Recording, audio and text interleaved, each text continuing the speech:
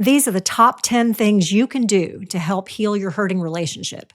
You may not like number 4. Hi, I'm Tracy Marshall. I'm a wife, mom, and grandmother. I'm also a former executive and founder of multiple organizations. But now my job is to help you succeed by discussing the kinds of things no one teaches you in school. Let's talk about successful relationships, family, culture, and even the news. Today, we're talking about the 10 most important things you can do to heal your relationship. But before we jump in, be sure to like and subscribe for more videos like this. Billy and I have been happily married for 30 years, but it hasn't been without its struggles. Here are the top 10 things we did that helped us not only survive, but actually thrive. Number 10. This one isn't 10th because it's the least important, but because it's actually the thing that most of the others are built on. And it's this: control your thinking. Think positively instead of negatively. The Bible puts it like this: take your thoughts captive. It also says that as you think, you are. So you kind of become your thoughts. I'm from the South, and I have a friend who says, you can't control whether a bird lights on your head, but you can control whether that bird builds a nest. And that's kind of the point we're getting at, right? Like, you can't control whether a thought pops in your head, but you can control whether you stew on it and ruminate on it and chew on it and let it start to control you. So there is so much science out there about how choosing positive thoughts over negative thoughts can improve literally everything in your life, even your health. But today we're talking about how that applies to your relationship and how we can choose our thoughts. So when that thought pops in your head, like, she is so annoying, or I can't believe he's doing that thing again, stop right there. Choose to think about something else altogether, or better yet, think about something positive about the person you're in relationship with. You can choose positive over negative and see the results, the positive impact it will have in your relationship. All right, number 9. What if you eliminate the D word, divorce? We have an entire episode about this and all the benefits from ruthlessly eliminating the thought, much less the word, the divorce, the D word, from your vocabulary. Number 8. What if you decided to pick that one thing? You know, the thing where you are 100% sure that you're right and your partner is wrong. What if you decided to pick that very thing, the thing that you know that you're right about, and let it go anyway? What if you decided to choose your relationship over your prideful desire to be right? Number 7. What if you picked your children's best interest over your own?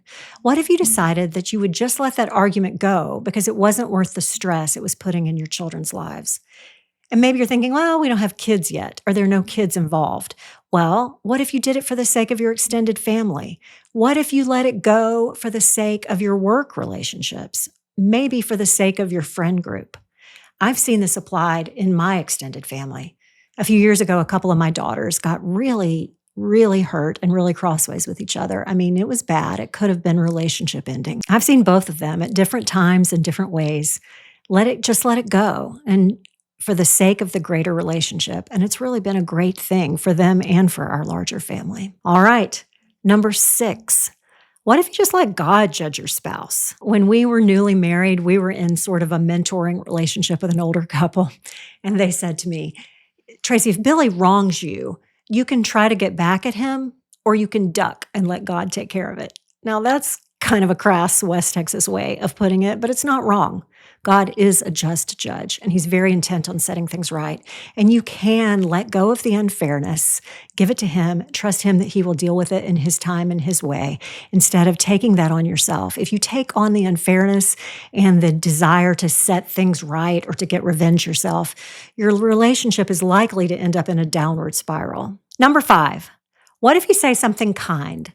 Something really, truly kind. I'm not talking about a backhanded compliment, but something truly kind, even if you barely believe it. Here's what I'm getting at. If you wait until you feel nice or you feel like saying something kind toward your spouse or your partner, you probably won't say it. Because the deal is our emotions or our feelings, they're real and they're legitimate and they're important, but they're responders. They respond or they follow what we do and say and the circumstances around us. So if you can think of something, even if it's a stretch for you, if you can think of something genuinely, truly kind to say or do for your partner, and you go ahead and do it, and you start to make a practice of that, pretty soon your emotions will follow. You'll start to feel more loving toward that person. Your emotions will follow and your relationship will heal. All right, number 4. What if you have sex even when you're not in the mood? I know. But hear me out. If your relationship is on the rocks, you're not going to be in the mood for sex. But if you don't ever have sex, your relationship is likely to stay on the rocks. So sex is like emotional glue, right? So if you go ahead and have sex with your partner, you're saying to them, to your spouse, you're saying, I'm in this, I'm committed to you. I really do care about your best interest, about our long-term relationship. And you never know. Once you get started, you might change your mind. All right. Number 3, what if you ranted to God about the thing that's frustrating you so much instead of your best friend? Look, we all are tempted to do it. We're in the middle of a fight. We're frustrated about something. You want to pick up your phone and call your best friend and tell them how horrible and unfair the whole thing was. But the problem is, first of all, your best friend may be dead sick of hearing it. Second of all, you're not likely to get the best advice from your best friend. You're likely to just get egged on. And try talking to God about it instead of your best friend. Look, he knows anyway. And he's actually invited you into this relationship. He wants you to talk to him. He says, pray without ceasing all the time. You can trust him with it. He wants us to be thankful, but he also wants to have real relationship with you and hear you. If you think I'm wrong, just check out the Psalms. Look how very, very real David was with God, even about his enemies.